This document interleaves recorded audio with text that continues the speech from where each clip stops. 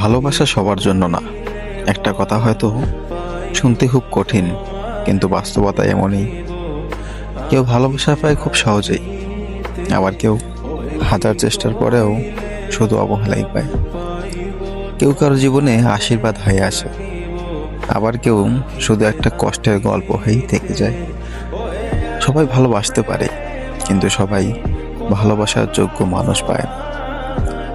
সবচেয়ে বেশি কষ্ট তখনই লাগে যখন তুমি কাউকে নিজের সবটুকু দিয়ে ভালোবাসো, আর সে তোমাকে এতটুকুও গুরুত্ব দেয় না।